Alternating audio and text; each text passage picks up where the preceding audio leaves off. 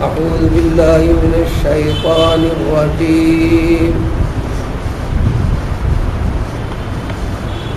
وهو الذي أرسل الرياح بشرا بين يدي رحمته وهو الذي يرسل الرياح بشرا بين يدي رحمته حتى إذا أقلت سحابا ثقالا سقناه لبلد ميت فأنزلنا به الماء فأخرجنا به من كل الثمرات كذلك نخرج الموتى لعلكم تذكرون.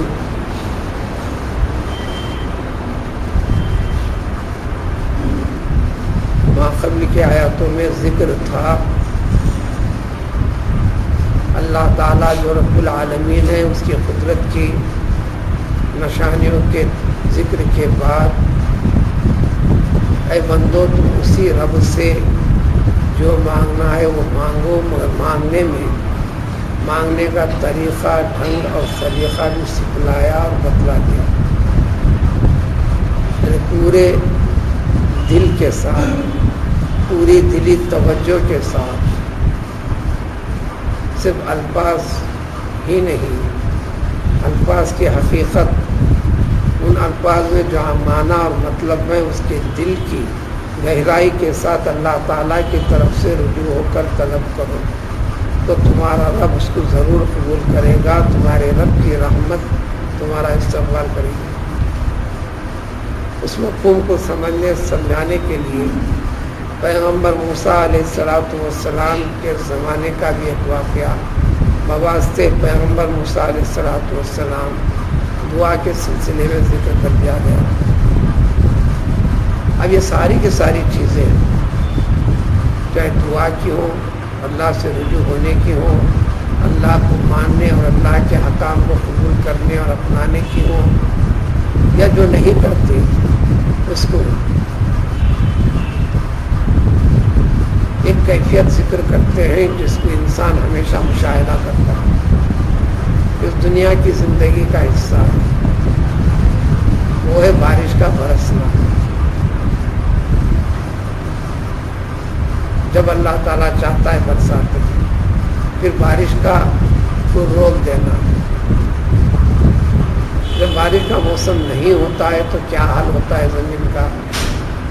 وہی بارش جب پڑتی ہے تو زمین کے ہر حصے میں پڑتی ہے. پھر دنیا کی زمین کا کوئی ایک جز بھی باقی نہیں رہتا جہاں بارش نہ گرتی ہو، اللہ تعالیٰ نہ برساتے. لیکن بارش کے برسنے کے بعد اب اس کے نتائج کیا ہوتے ہیں اس کا ذکر کر کر دراصل کیفیت سمجھانا ہے بندوں کو، انسان کو. اللہ تعالیٰ کا کلام پاک جیسے بارش ایک ہی ہے، اس کے نتائج الگ الگ ہیں. زمین کا بہت بڑا حصہ ایسا ہے وہاں بھی بارش گرتی ہے، اس کے باوجود بھی کوئی چیز بھوگتی نہیں. بہت سے علاقے ایسے ہیں جہاں بارش گرتی ہے، زمین میں داخل ہوتی ہے، زمین کو دلدل کی شکل میں بدلتی بھی ہے. اس زمین میں کثرت کے ساتھ پتھر، وہ سخت زمین ہے، وہاں چیزیں اگتی نہیں. جب اگتی بھی نہیں تو وہاں کے اگنے والی چیزوں کے اندر کوئی زیادہ نفع پیدا زیادہ نہیں، تھوڑا ہوتا ہے. زمین کے بہت سارے ایسے ہیں بس پانی کا پڑنا ہی تھا، پانی کو قبول کیا زمین نے. ہر قسم کے درخت اگے، ہر قسم کے پھل نکلے، پھول نکلے، اناج نکلا، سب کچھ نکلا. جب ایک بارش، زمین ایک، بارش ایک، نتائج الگ الگ ہیں. یہ آج کی دعا ہے، تمہیں خاص طور پر یہ مفہوم سمجھانا ہے. انسانوں کا حال بھی یہی ہے. اللہ تعالیٰ کی ذات ایک، تمام انسان اللہ تعالیٰ کے بندے ایک، سب کو پیدا کیا اللہ تعالیٰ نے، جس طرح بارش کو پیدا کیا، جس طرح زمین کو پیدا کیا۔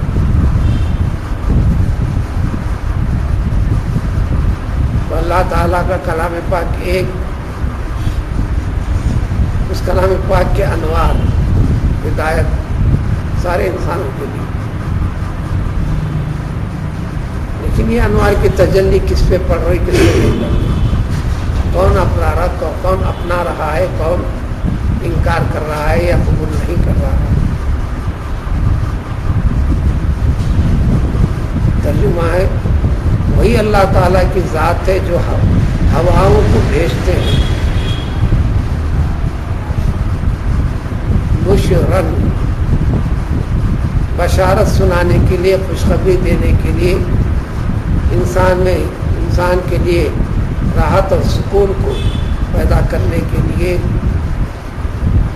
اپنی رحمت کے برسانے سے پہلے۔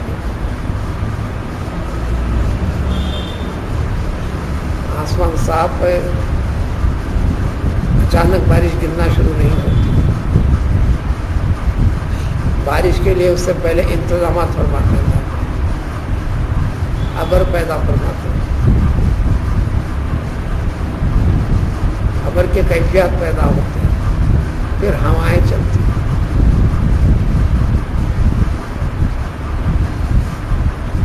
عام آدمی بھی جو بغیر لکھا پڑھا ہے یہ بھی سمجھتا ہے، ابر آیا، پھر ہوا چل رہی، ہوا ٹھنڈک لے کر آ رہی، بارش برسنے والا ہے۔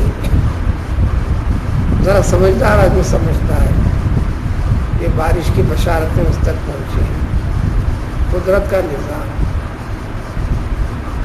زمین کے چار رخ، مغرب، مشرق، شمال، جنوب،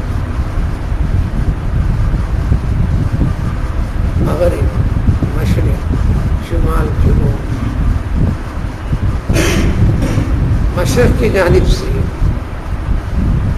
جو ہوائیں چلتی ہیں، ادھر سے سورج نکلتا ہے، اس سمت سے اس سے، ان کا ایک کام ہے، مغرب کی ہواؤں کا ایک کام ہے، شمالی ہواؤں کا ایک کام ہے، جنوب کی ہواؤں کا ایک کام ہے۔ اتنے سارے نظام کے بعد پھر اللہ تعالیٰ کی رحمت یہاں پر برستی ہے۔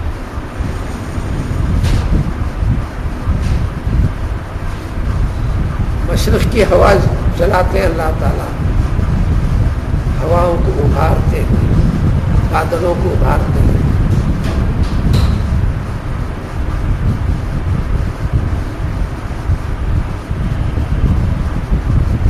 شمال سے ہوا چل کر بادلوں کو جمع کرتے ہیں۔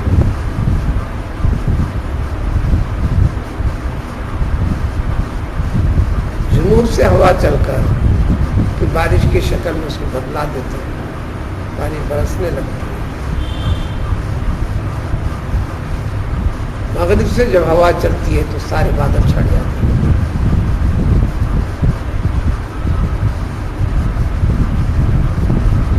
یہ سب کچھ اللہ تعالیٰ کرتا ہے، وہی ہو جاتا نہیں۔ اب سائنس کے اعتبار سے غور کر لو، بادل اٹھے، اس نے جمع کیا، تیسرا ہوا چل کر اس ہوا سے ٹکرائے، پھر برسنے لگے،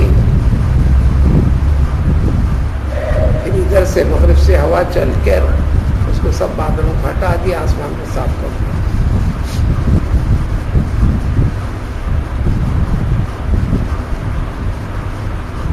اللہ تعالیٰ ہواؤں کو نازل فرماتے ہیں بشارت بنا کر۔ یہ لفظ بشرا کا لفظ تین طریقے سے قرات ہے، بشرن، بشورن، بشارت سے خوشخبری۔ دوسری قرات بات کی جگہ نون، نشرن، نشر کرنے والے، پھیلانے والے، پانی کو برسانے والے۔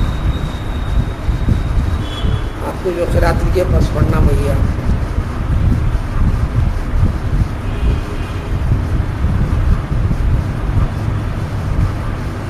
ایسے 7 قراءتیں قرآن کے سب قرآن ہیں، لیکن ہر لفظ میں نہیں ہے۔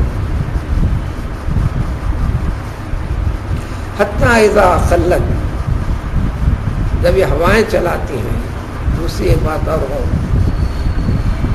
اسی معنی میں اسی الفاظ کے ساتھ قریب کئی آیتیں قرآن میں آگے بھی آئی۔ ریحٌ کے معنی ہوا، اس کی جماعت ریاح، لیکن رحمت والی، فائدے مند، نقصان دینے والی نہ ہو، تو اس معنی میں اللہ تعالیٰ ہر جگہ قرآن میں ریاح،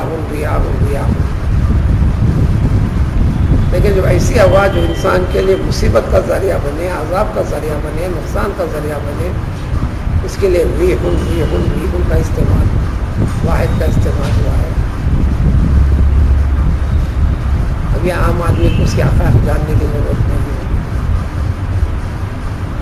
حتیٰ اذا خلت، جب یہ ہوائیں کو بھیجتا ہے اللہ تعالیٰ، تو اس کے بعد یہ ہوائیں بھاری بھرکم پانی کے بوجھ سے لدے ہوئے بادلوں کو اٹھا لیتی ہیں۔ انسان تو دیکھتا بھی ہے، بادل ایسے جا رہا، ایسے جا رہا، ایسے جا رہا، ایسے سڑک پر تیزی کے ساتھ نہیں جا رہا، اطمینان کے ساتھ، اس معنی میں عقل ہے۔ پھر اس کے ذریعے سے ہم یعنی اللہ تعالیٰ اس پانی کو سیراب کر دیتے، پلا دیتے، یعنی برسا دیتے۔ کہاں؟ لبلد میت، سوکھی ہوئی خشک بے جان زمین پر، نہ گھاس ہے، نہ کچھ ہے، نہ اگتی ہو، زمین خشک ہو جانے کے بعد جب پانی نہیں تو کھیتی باڑی بھی نہیں کرتے، برسات ہوتے ہی کھیتی باڑی، اناج جانے کے سارے انتظامات شروع کر دیتے ہیں۔ انسان زراعت باڑی بھی نہ کرے، قدرتی طور پر جو انسان کے کام کے یا کام نہ آنے کے مختلف قسم کی ہر چیز اگ جاتی ہے، اگا دیتے ہیں اللہ تعالیٰ۔ اب یہ پانی کرتا کیا ہے؟ ہم نازل کرتے ہیں، برساتے ہیں اس پانی کو، اور اسی پانی کے ذریعے سے ہم پیدا کرتے ہیں، نکالتے ہیں۔ اب تک نہیں تھے، یعنی وجود نہیں تھا۔